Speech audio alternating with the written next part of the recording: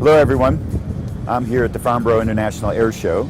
Every year we look at our research, we look at our hearing and working with our clients on and what's going on in the industry at large to identify what we think are going to be leading stories at the show.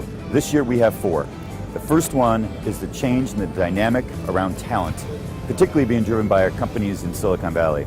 Number 2 is the focus on execution instead of new orders.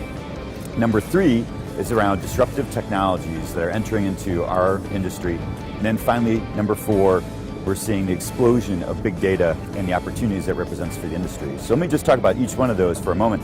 First of all, on the demand for talent and the changing dynamic, this industry relies upon STEM talent, science, technology, engineering, and maths, and increasingly also relying on digital talent.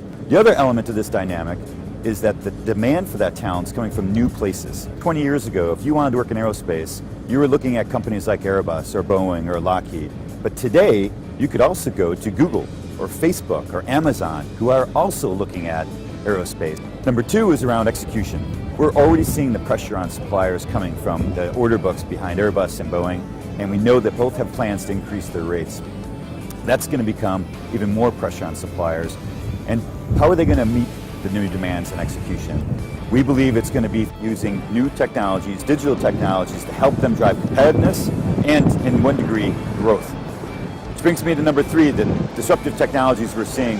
There's really 3 that we're highlighting here at the show as being new this year. One is robotic process automation. Number 2 is around augmented reality and wearables. We're doing some demonstrations here at the show on these technologies and what we've been doing with our clients, and they're really quite amazing. And the 3rd disruptive technology that we're seeing impacting this industry is around the Internet of Things. And in fact, here at the Air Show, we have a demonstration going on with connected device. We've connected all of the courtesy cars and the golf carts that you'll see here from time to time, taking people from place to place, connected them to the internet, and we're collecting data on where those cars are, where they're moving, what they're doing, and we're going to use that data to run an analytics engine against it to identify, could we have done with fewer cars? Or could there have been more efficient routings? If we were able to do fewer cars and more efficient routings, could we have saved fuel, time? And what would that mean? What would be the business case? It's just a simple way of demonstrating the power of connected device and Internet of Things. The 4th one that I mentioned is big data. Every time a 787 takes a flight, it generates almost a terabyte of data.